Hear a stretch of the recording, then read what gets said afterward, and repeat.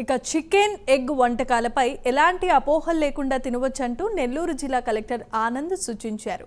Nellore VRC మైదానంలో జిల్లా పశుసంవర్ధక శాఖ, national egg poultry breeders coordination, జిల్లా పౌల్ట్రీ అసోసియేషన్ ఆధ్వర్యంలో ఏర్పాటు చేసిన చికెన్ మేళాను కలెక్టర్ ఆనంద్ ప్రారంభించారు. చికెన్, కోడిగుడ్ల వినియోగంపై అవగాహన కల్పించడం కోసమే ఈ మేళా నిర్వహించినట్లుగా కలెక్టర్ చెప్పారు. జిల్లాలో ఎలాంటి బర్డ్ ఫ్లూ లేదని, చికెన్ను ప్రజలంతా నిర్భయంగా తీసుకోవచ్చని కూడా సూచించారు.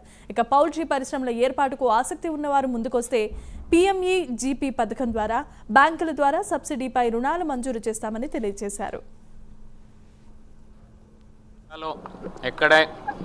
ఎక్కడ కూడా బర్డ్ ఫ్లూ సంబంధించిన ఎటువంటి ఇన్సిడెంట్స్ అయితే లేవు. దాని కాబట్టి అయినా కూడా జనాల్లో కొంత భయాందోళన ఉంది అని చెప్పి దీనిలో కన్సంప్షన్ తగ్గుతున్నాయని చెప్పి కొంతమంది మాట్లాడడం జరుగుతున్నాయి.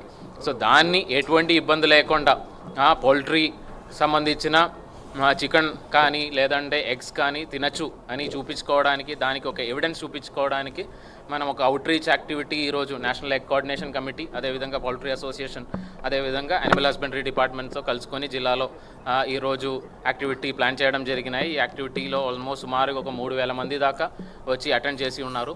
లైవ్గా ఇక్కడ చికెన్ కానీ పక్కనే వండి, అదేవిధంగా ఎగ్ అవన్నీ కూడా వండి వాళ్ళందరికీ సప్లై చేయడం జరుగుతున్నాయి.